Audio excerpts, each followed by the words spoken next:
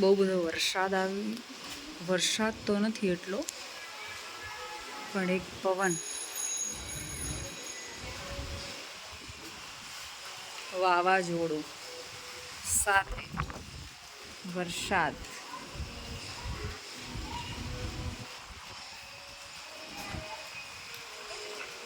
દેખાય છે. ઝાડવા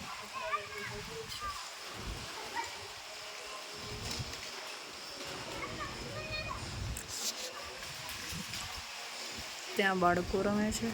એક વરસાદ, થોડો પવન હવે થંભી ગયો, સારું થયું.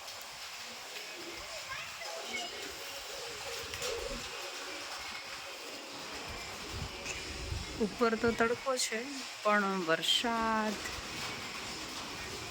નથી સમજમાં આવતું.